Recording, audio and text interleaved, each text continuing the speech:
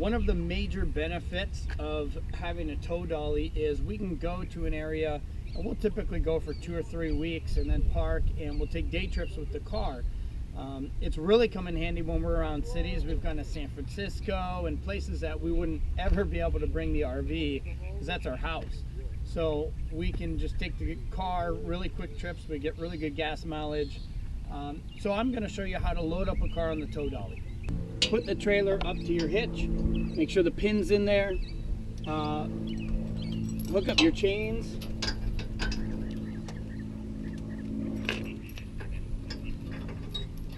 And then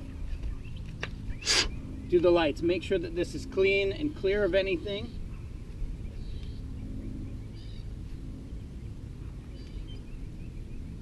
Now you're going to want to make sure to inspect the lights and make sure that they're working. It's really helpful to have somebody else to help you out with that. The first thing is you want to take out we've got a pin right here.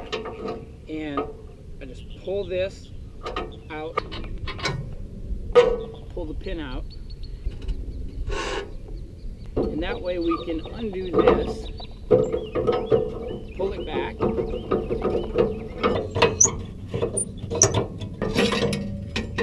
so we can drop the ramp down. So now that we've got the ramp unattached, you just simply drop it down, like so, and now we're ready to bring the car up on it.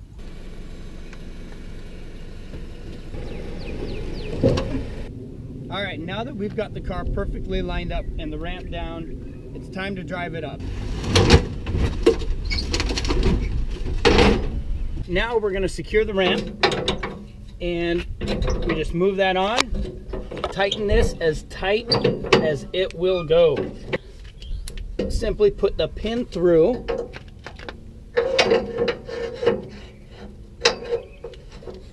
and then I'm going to put this pin to lock that in.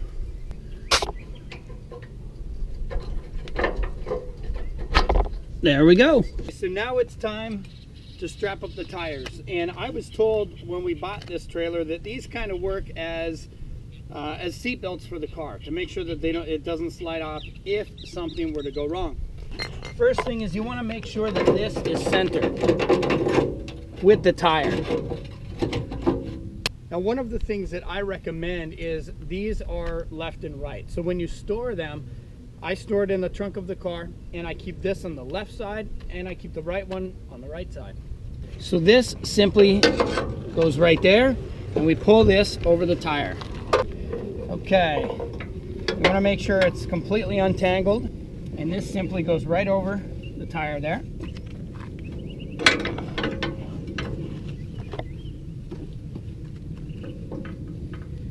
And you want to make sure that you put this all the way on the other side and it's not hung up on anything. We've got the back piece on. Now it's time to tighten this up. And it's a little finicky. You want to make sure that this ends up right about here, because if you tighten it too much, it's going to get in the way of the top part. And you don't want this to be on the actual rubber if possible. So I make sure everything looks good, it's flat, it's not creased in any way, and then we go ahead and simply tighten it. And you want to tighten it as much as you can without actually shrinking it and lifting it up. There, that's good. Now it's not tight, it's snug, because now we're going to go and ratchet it up. Put it through here as tight as you can, and we tighten it.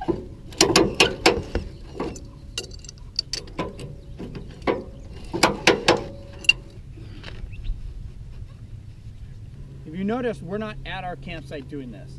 And one of the things that we've learned is you want to make sure if you have the availability to do it on tar, that's a lot better than doing it on gravel. And we've had a lot of rain here in Texas over the past few days, so the gravel, it was really muddy. And what I've learned is when you go and try to go up the ramp, the tires can spin, and we've actually done a little bit of damage to our car going up there. We've got the car strapped up. We're ready to hit the road. Bye.